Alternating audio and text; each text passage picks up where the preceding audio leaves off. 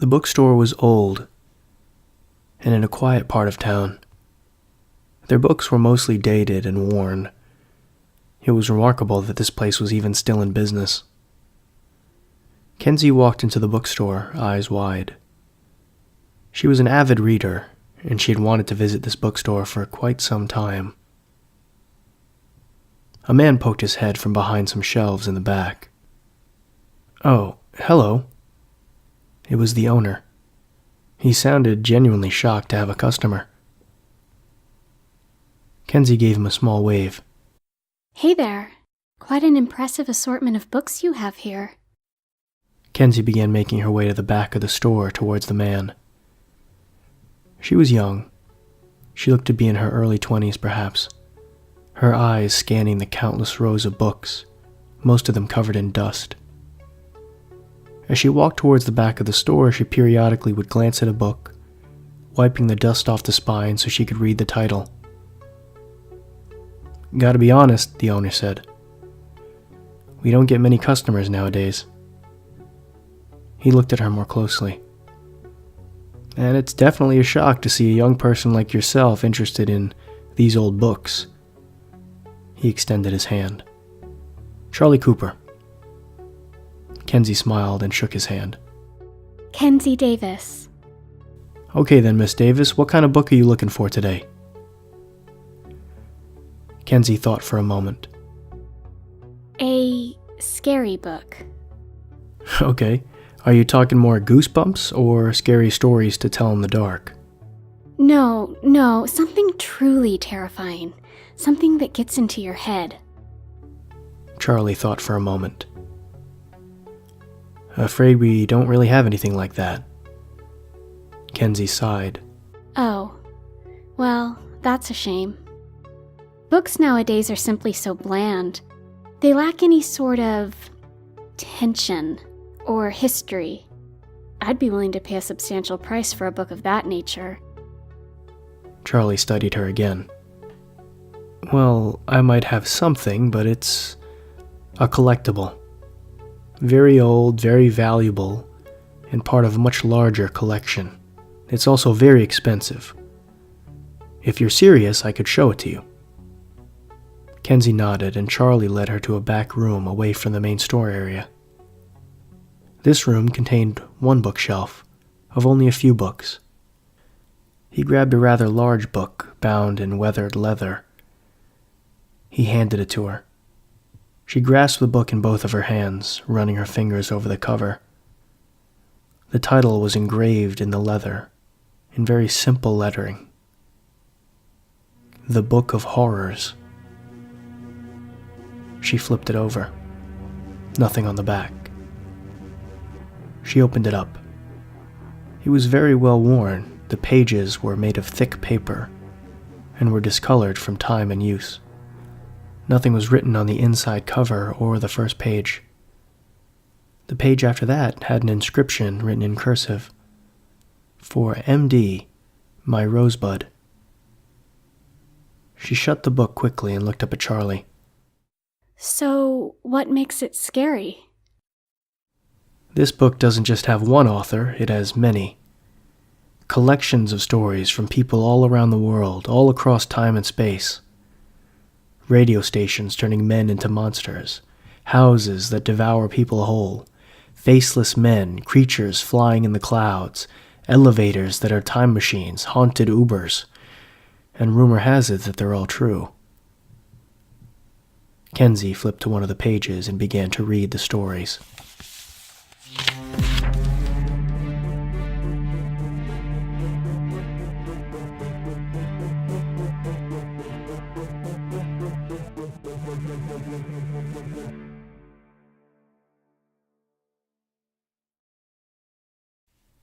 I was creating a slideshow for my grandfather's funeral. He passed away recently. He was in his 80s and he lived a good life. A lot of the pictures were obviously old, so for many of them I had to scan them in so I could edit them on my computer. It was nice looking at the pictures, the memories.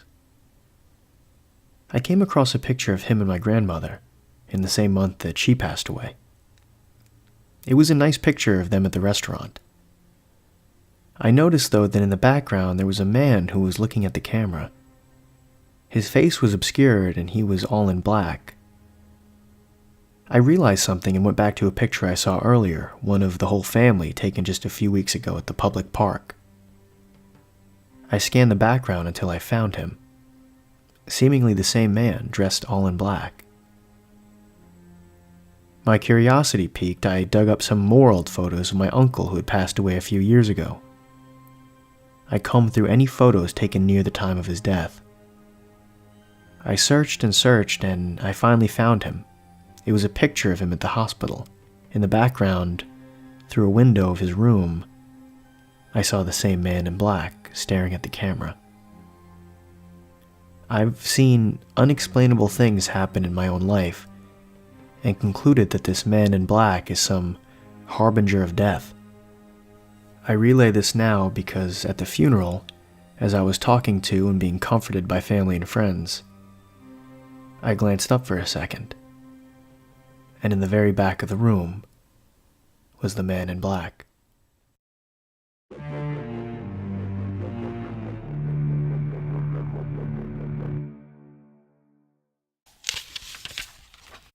I suppose that is creepy, especially if it's true, which, for the record, I don't believe.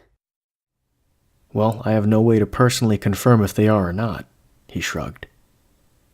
She opened to another story. His daughter burst through the door in hysterics. "Dad! Dad!" He knew she would be panicking. He moved towards the front door to greet her. She fell into his arms, sobbing. "It's okay, sweetie," he said softly. "What happened?" she exclaimed between sobs. Two men broke in. They were looking for something. They trashed the place, found it, and left. He held his daughter in his arms. Slowly, her breathing started to calm. "Okay," she said, regaining her composure. "We'll call the police and have them come down here. Maybe one of the security cameras caught something." She loosened herself from his arms and began making her way to the living room. "How bad is the damage and everything?" He caught up to her and held her. "Wait, before you go in there, I just want you to know how much I love you." He hugged her and kissed her on her forehead. "You'll always be my rosebud. Your mother would be proud of what you've become." She hugged him back, slightly puzzled. "Okay, Dad, love you too. Now let's see if we can figure out what's missing so we can..." She opened the door and froze. On the floor of the living room was her father's body, with what appeared to be a gunshot wound in his chest. The rest of the room was completely trashed. She whirled around quickly, looking for her father, who had just been with her moments ago, but he was gone. Only the lifeless body in front of her remained.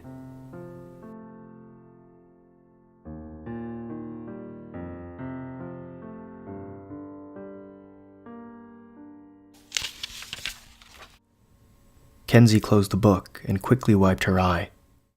Well, maybe some stories in the book are true after all. "I don't remember that story being in there," Charlie said, confused. I'll take it. The book. "Great. Like I said, it isn't cheap, but well worth the price."